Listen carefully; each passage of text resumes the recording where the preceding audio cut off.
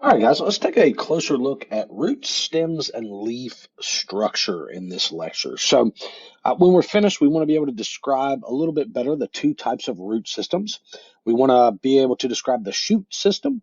We want to look at a node and an internode on a plant on the stem, and we want to be able to describe gas exchange and the cells that control gas exchange in the leaf.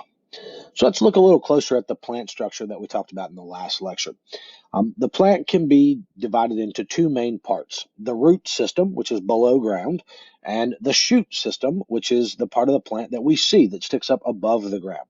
Now, starting at the top of the shoot system, we have this apical bud. Apical is like the apex, the top. All right. And so this is the top bud right there on the very top of the shoot system. Now we usually find our flowers at the top of the shoot system as well. And the stem is the main body of the plant that is moving all the way from the apical bud down to the ground. Now, on the stem, we find leaves, and leaves join the stem at a thing we call the node. So, if this is the stem, let's see if we can draw this here. Here's the stem.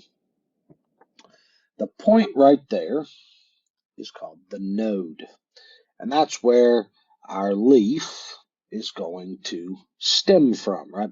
And this may have, little veins in the leaf. Now, if you've ever looked closely at a plant, you may notice that next to the leaf, all right, we'll draw another leaf right here. There we go. All right, so there's another leaf. You may notice there's another little bud, and that is called an axillary bud. So that's what that is referring to in the picture there, the axillary bud. That's that like little bud that's coming off from the node and the stem of the leaf, okay? Now, keeping on moving down, if you look at the stem of the leaf, that's called the petiole. All right, so that is not called a stem, it's called the petiole. And keeping on, if we look at the distance between node number one and node number two, right, there's node one, there's node two, that's called the internode. So the portion of the stem between two nodes, we have like node number one, node number two, this distance between them is called the internode. So those are the main parts of the shoot system. All right. Now the root system is pretty simple. Where the stem enters the ground, it becomes the primary root, and the primary root is going to go all the way down into the ground. Anything that stems off of or branches off of the primary root is called the lateral root, right? And that's the only two main parts of the root system. Now, when we talk about the root system, this is the system that's responsible for absorbing water and nutrients from the ground, and it's also an important point where the plant stores nutrients for, say, the winter, and it anchors the plant to the ground, keeps it from going there. Now, as we talked about when we discussed monocots and dicots, there are taproot systems, which has a long, really strong root that goes straight down from the stem into the ground, and there are secondary roots that kind of shoot off from the side or branch off from the side of the taproot. And then there are fibrous root systems where you get really thin roots that just kind of branch out all over the place. In order to, they both perform the same service, right? Just different style of root. Make sure you know the difference between the monocot root and the dicot root, all right? Which one goes to each system. Now, if we take a closer look at the root itself, the very end of the tip of the root is called the root cap. It protects the root. It's really dense and strong as the root pushes itself down through the soil. There are, as we said, the primary root is the main root that sticks down into the ground, and then off of that come the lateral roots. There are also root hairs, which are increases. The root hairs increase the surface area available for the root to absorb nutrients from the soil, and they may eventually become additional lateral roots as the root grows. Now, the stem is really important for the shoot system, right? So the shoot system needs to the stem needs to hold up the entire shoot system so that the plant can live. So it's got an epidermis, just like we do, an outer layer of cells that covers the cortex, which surrounds the endodermis, right? So the epidermis is on the outside right here. Then we have this cortex region. Then we have the endodermis. And then inside the endodermis, we often find the xylem and the phloem. All right, so the phloem are these little teeny tiny circles, right? These kind of purplish grayish color. And then the xylem here are our larger circles. Remember that xylem brings nutrients and water up from the roots. Phloem brings carbohydrates and things down from the leaves. In the very center is the pith, which is often called heartwood, and that is the very middle of our stem. Now, when we look at this vascular tissue, our xylem and our phloem, it's either going to come in a bundle or in a ring. If it's coming in a ring, then we know we're talking about a monocot. So we can see that there is a very clearly defined ring of tissue, all right, in the middle of our plant. Now, the leaves themselves, we've talked about quite a bit. We know that they are important for trapping light energy in the process of photosynthesis. Some food and water is stored in the leaves, and it's mainly used to protect the leaf, keep those cells alive so that they can do their job. Now, remember the reactants and products of photosynthesis. So we take CO2 and water, and we form C6H12O6 and oxygen gas. So on the right side, we have our products, and on the left side, we have our reactants. Now, when we're talking about these gases, the plant has to kind of breathe, right? It has to exchange gas with its environment. It's got to take in carbon dioxide, and it's got to give off oxygen.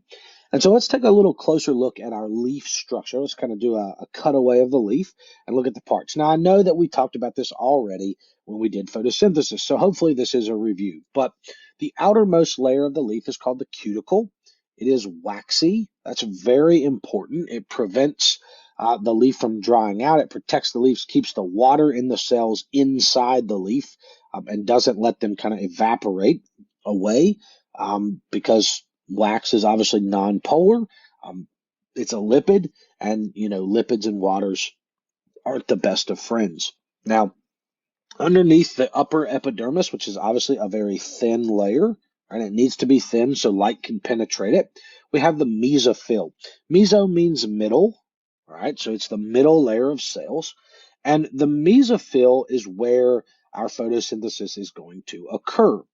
Now, this makes sense, right? The sun is above the trees, so it makes sense that this is going to be the top of the leaf, and as light comes in, it can get into the palisade layer, which is this long, thin, tall post-like cells.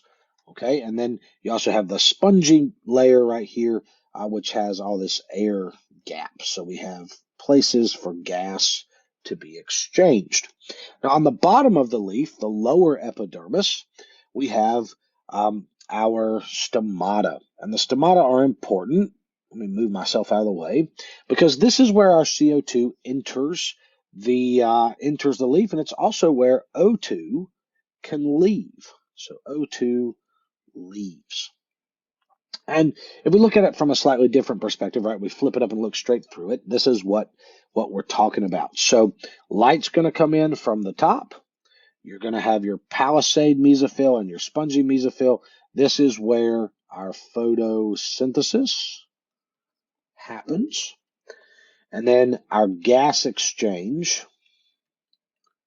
is going to occur in our stoma or our stomata. One stomata, many stoma. So I might have O2 leaving, and I may have CO2 entering.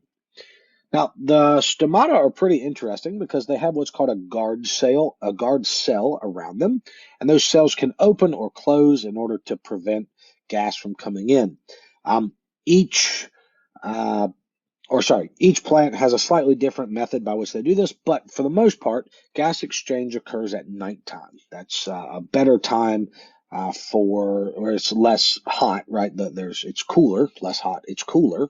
And that's a time when most of the gas exchange occurs.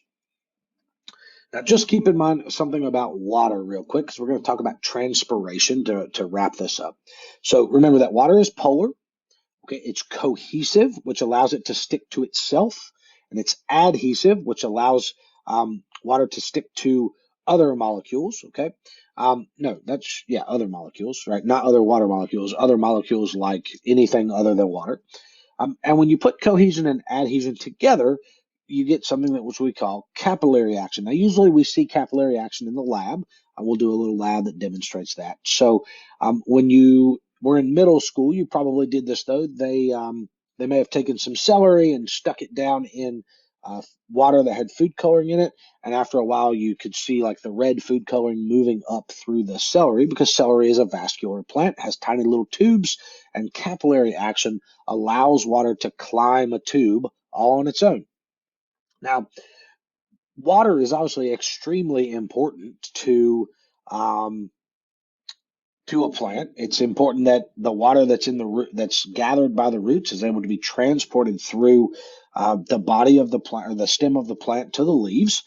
But you can lose some of that water if it gets hot. So transpiration is the loss of water through a plant's leaves, and that water has to be replaced by water that's pulled up from the roots. Now, stomata regulate transpiration, because remember, as the gas is moving in and out of the leaf, water vapor can move too. So by doing gas exchange at night when it's cooler, you have less chance of losing your water vapor from your leaves. So other things that can affect transpiration, though, include humidity, obviously the temperature during the day. If it's just baking hot, right, you can't really do much about that. And the water supply, right? If a plant is in a place that is really, really dry, it has to be really careful about losing water. On the other hand, if a plant is in like a rainforest where you get plenty of rain all year long, it's not as important of a planning factor for the plant, right? So hopefully you can now talk about the two root systems. You can talk about the shoot system and give me some examples of what it's responsible for. Main thing that it's responsible for is photosynthesis. That's what we talked about most in this video. But remember, these plants, many of them have flowers as part of the shoot system, and flowers are responsible for pollination. So keep that in mind as an alternative responsibility of the shoot system. Hopefully you know the difference between a node and an internode now on the shoot system, and you can describe gas exchange. If you have any questions, let me know. And I just noticed we have a typo. I need to fix that. That should be leaf, not leave. Craziness. All right, if you have any questions, let me know, and I'll be glad to give you guys a hand. I'll see you in the next video.